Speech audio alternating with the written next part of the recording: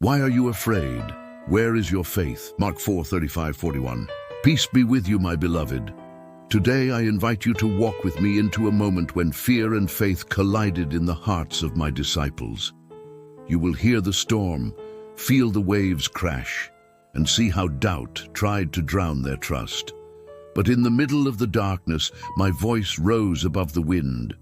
Why are you afraid? Where is your faith? Stay with me in this story, for it is not only about the Sea of Galilee, it is about the storms you face today. Some of them laughed softly, recalling moments of the day. Others fell into silence, lost in thought at the weight of my teaching. The sea rocked gently, a mother's embrace cradling her children. Their world, for a brief moment, was steady, and there, in the stern, I lay my head upon a cushion. My body, weary from pouring out life into so many, yielded to the heaviness of sleep.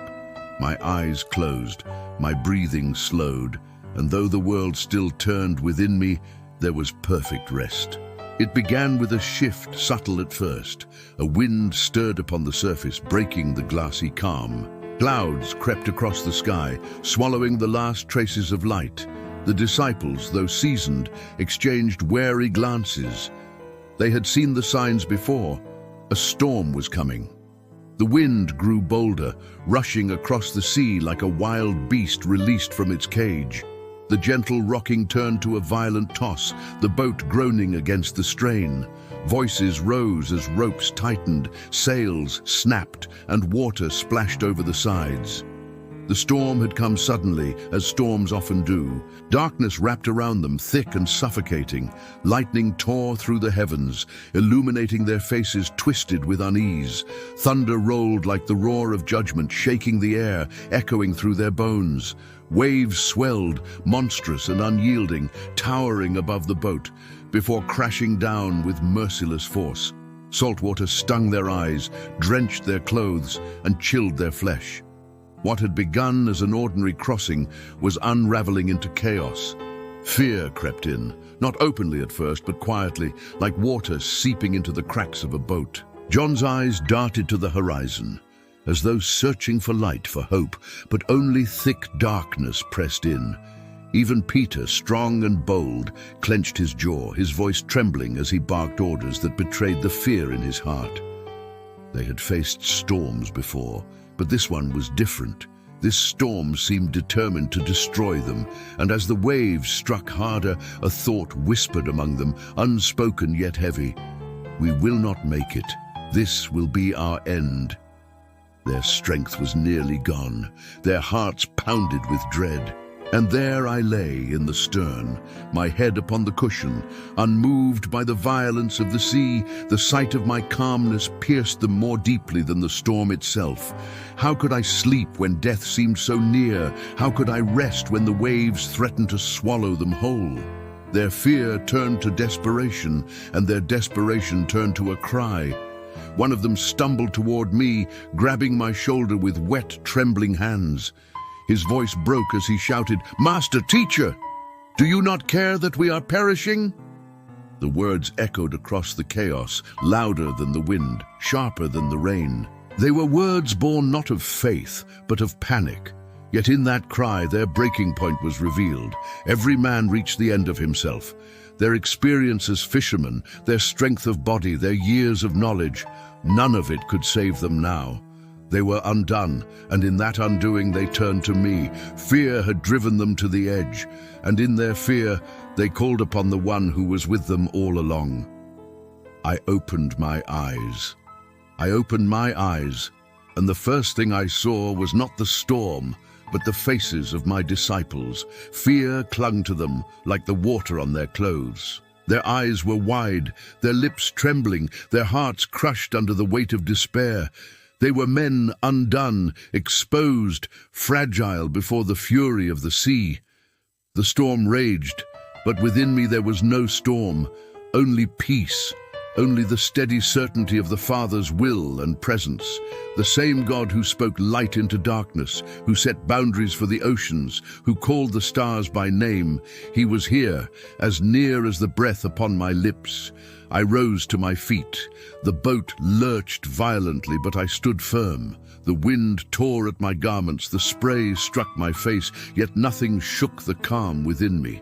For I knew who I was. I knew the authority that had been given to me. I lifted my gaze to the towering waves and the blackened skies, to the storm that dared to roar against the chosen of God. My voice broke the chaos, not with the panic of men, but with the command of heaven. Peace, be still. The words were not shouted. They were spoken with the weight of eternity, with the authority of the one who formed the seas, and in an instant, creation obeyed its creator. The wind collapsed into silence, as if it had never been. The waves melted into calm, their violence vanishing into still waters. The boat, once tossed like a leaf, rested gently upon a sea as smooth as glass. The silence was staggering, from deafening chaos to perfect calm, faster than a heartbeat. The men stood frozen, their mouths open, their eyes darting from the water to the sky, and then to me. I turned to them, my eyes meeting theirs. I did not speak with anger, but with piercing truth, for their hearts needed more than calm seas. They needed to understand. Why are you so afraid? Where is your faith? My words cut deeper than the storm had, for their fear had not come from the sea, but from their hearts. They had walked with me, seen my works, heard my teaching. Yet when the waves rose, their trust fell. The storm outside had ceased, but the greater storm was within them. That was the storm I had come to calm. They whispered among themselves, their voices hushed with awe. Who is this, that even the wind and the sea obey him? They were beginning to see, but they did not yet fully understand. The one who stood before them was not merely a teacher, not merely a prophet. The one in their boat was the Lord of creation, the Word made flesh, the I Am who speaks, and it is so. And in that moment the shift was complete, not only in the sea, but in their souls. The sea was calm, but their hearts still trembled. The silence around us pressed heavily, for it was not the silence of peace alone. It was the silence of realization. They had seen the raw power of heaven unleashed with a single command. And though the storm was gone, the weight of my question lingered in the air. Why are you afraid? Where is your faith? Faith is not proven in calm waters. Faith is tested in the storm. For they needed to know that the one who called them to leave their nets, their tax booths, their former lives, was not a man powerless before chaos. They needed to see that the one who walked among them was the Lord who reigns above creation itself. Who is this, that even the wind and sea obey him? They whispered. That question was the seed of purpose. For when you see my power over the sea, can you not also trust my power over your life? If the waves obey me, will not your future rest in my hands? If the storm bows at my word, will not your enemies, your trials, your fears? Understand this, storms will come. Not just storms of wind and water, but storms of betrayal, storms of sorrow, storms of persecution, storms of death itself. These storms will seek to undo you. They will tempt you to cry out, "Do you not care that we perish?" But hear me, I am with you in the boat, always. You will not walk alone. My presence is greater than the fiercest storm. My word is stronger than the loudest wave.